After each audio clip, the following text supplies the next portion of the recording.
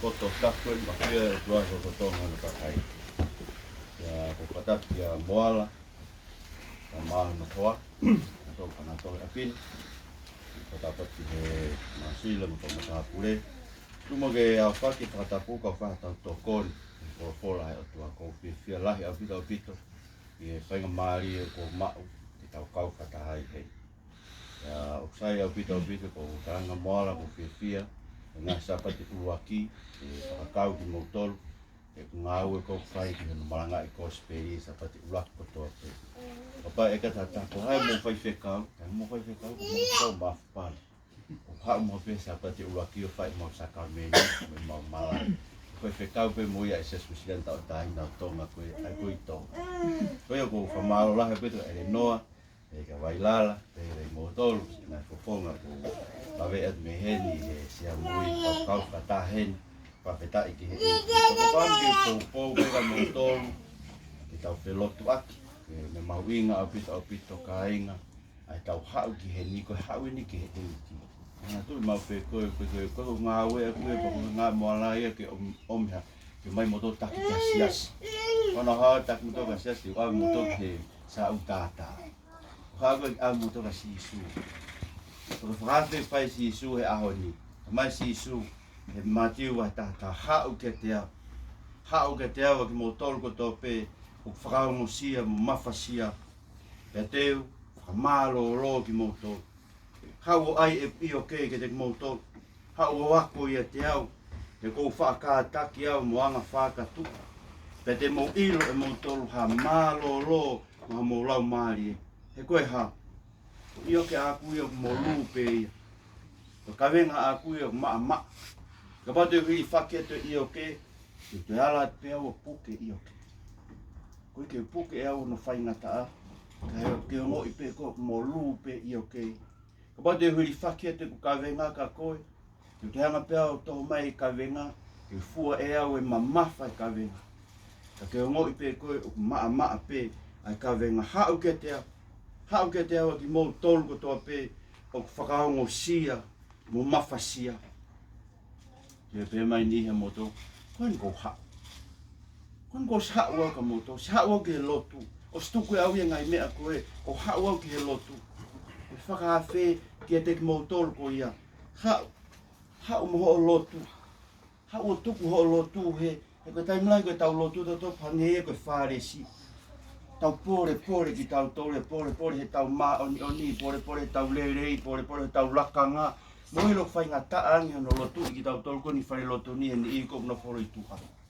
Ilo ni hia ko ka kau hala ki tau tole. Fai ngata ki tau tole ki tau ilo ki kau hala ki tau tole, tau fai tau tole. Ngai me ko tano ke e fare si a luke vai ta valu. Au kai au ia ko fuaki au ki si ko ke hange au ko toina kau hala. Hau koe ka Sisuu, whema Sisuu ke hau ko tuku ho maa oni ko ia ki he. He koe kai ke whiunga maa oni a ko ia.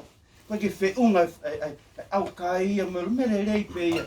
Whai pe au koe ke whiunga, koe koe mea i te tau hua. Koe ke whiunga misinare, me wahongo furu, me fua ka venga i siasi. Hau koe ka Sisuu, whema Sisuu ke hau koe ki ai. Hau koe ka Sisuu koe hui, he atu e Sisuu ia. Ene maa oni a ana.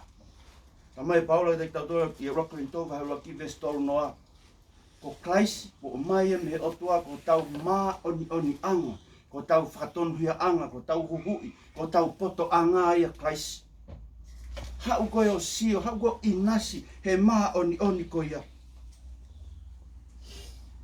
Hau me siasi. Ko wingan ki tau hau me siasi usian. Ko hinga koe ka taimlau tau pe o ko usiana. O ko whakaongoa, o ko pentekosia, o ko māmo, hange e hanga hau tau siasi, o ave koe ki langi. Hau koe mea i, whema Sisuu e, koe ke pēra Sisuu, hau ki hau siasi. Hau koe ki a Sisuu. He kai ke lava he siasi ia, ke whakahu ki tau tolu ke he mo uita e ngata, nao sea tangata nane mate a ki kotoa, ai ngau e siasi. Tangata ko Paula apostol. Tamai Paula, aho walu pia kama, baptaiso. Hepelu tuk me hepelu, pensimani tuk me pensimani, koe hako au, o ka kai koe na lau, koe ka kai ai otua, pea ka lau ki he lotu, hao e tau i ake lau. O si fai e tu ungo to pe siasi, mo tu ungo to pe o tua hawa.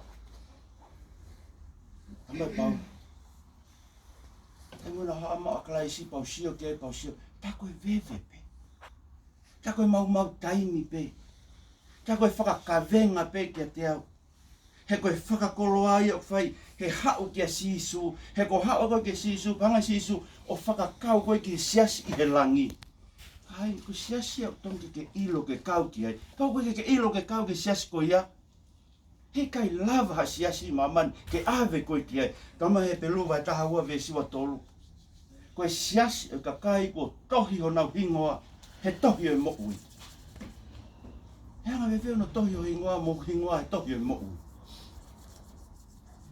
Iho ilo Sisuu Christ, ilo e Sisuu Christ koe eiki.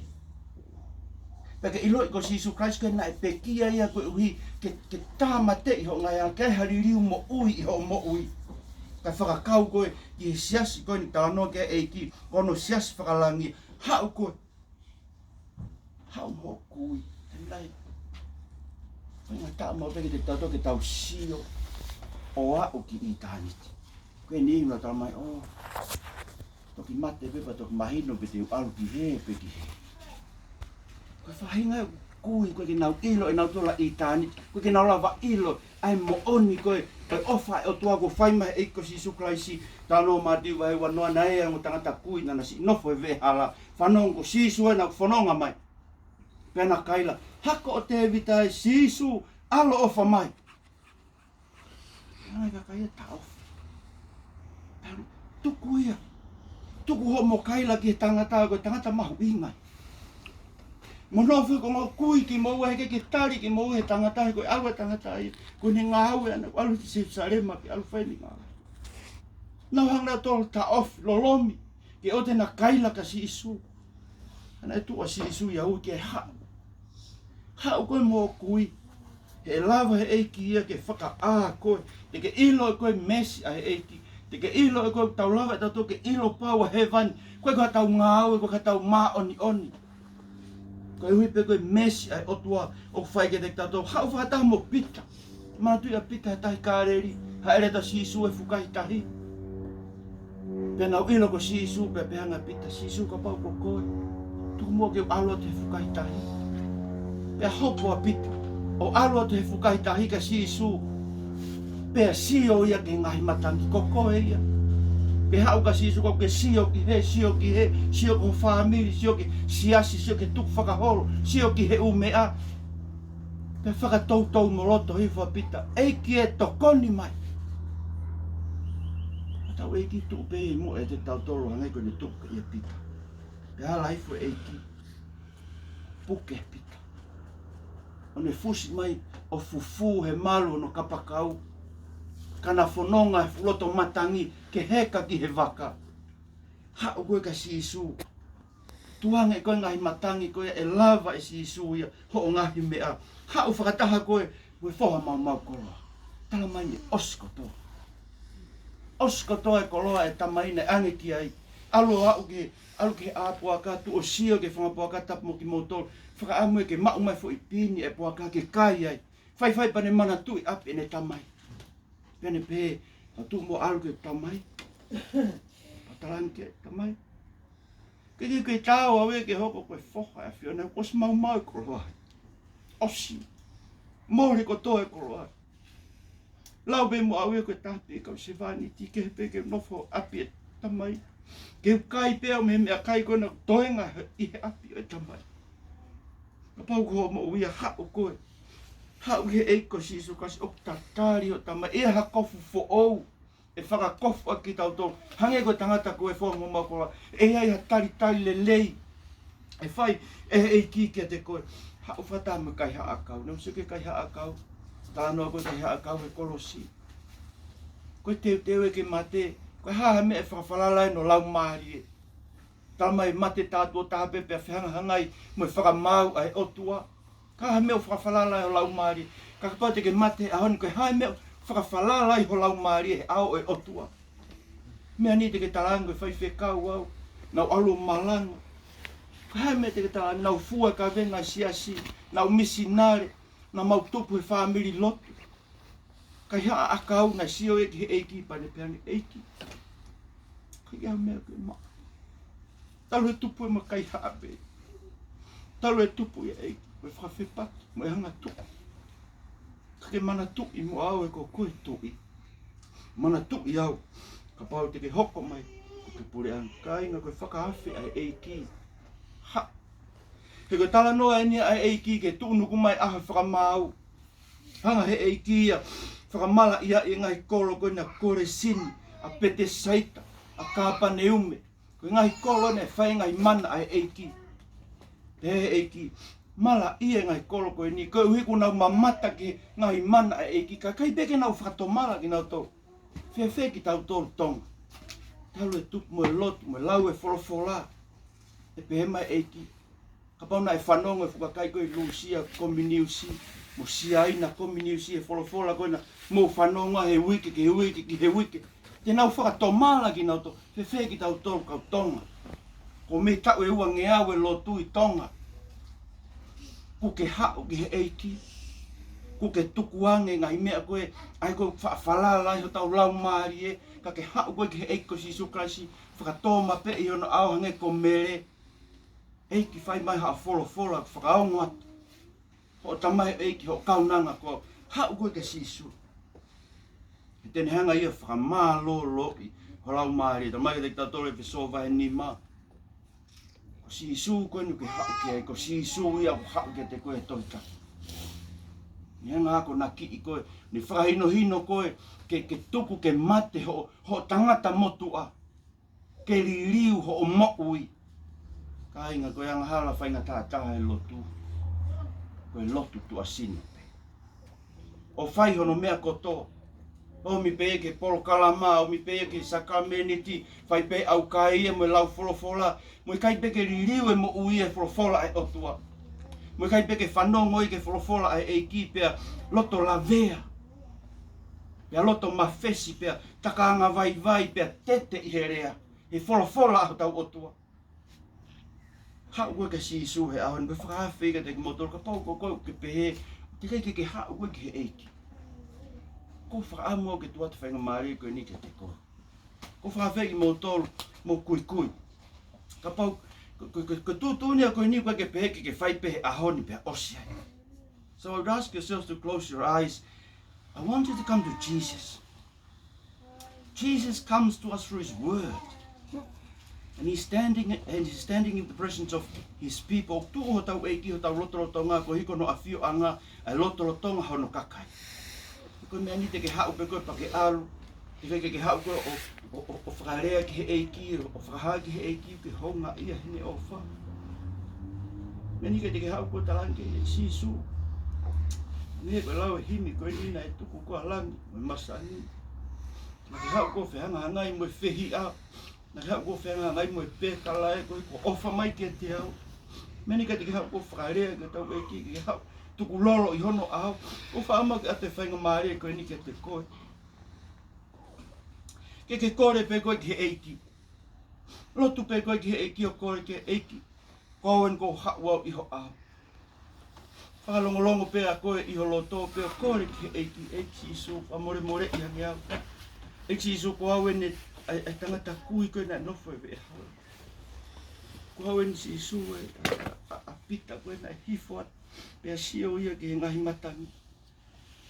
Ko au ene Sisuu e whoho mau koloa, ko mau i ho koloa ko tō pēna e mai maa. Ko au ene Sisuu e kahia a kau koe, ika hai mea ia, te u hao moi. Ko hao pea Sisuu o kore ke te koe.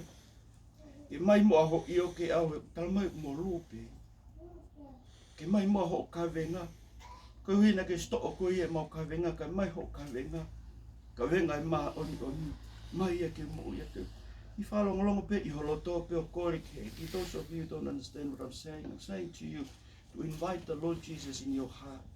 In the silence of your own heart, you can ask Jesus, please come into my life. Please change me. Please forgive me. Please make me feel your presence. Please let your spirit come into my life and transform my life. I want to live for you. I love you, Lord Jesus.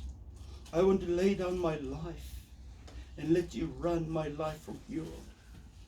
So I give you some time. I give you a minute to pray in the silence of your own heart. Not whalongo pe koe whaki o mo ui ke eiki. Kami pe koe ke eiki eiki. Kai pe ke hame e ema. Kai ke hame e ma koe masi. Ko piki pe ki ho akau, piki pe ki ho kolosi, piki pe ki ho karosi whai. E koe ia pe ho mo ui. Wapeta Sisu. Alo Sisu. Alo Fumu. Takoni mai Sisu.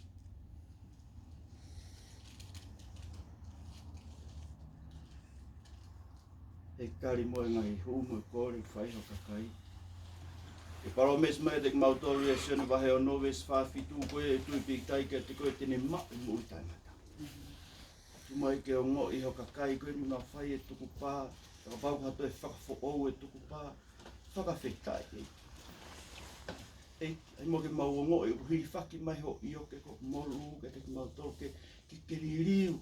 To e fu i oke ai ang hala kai mai ho i oke au ko i oke ma oni oni.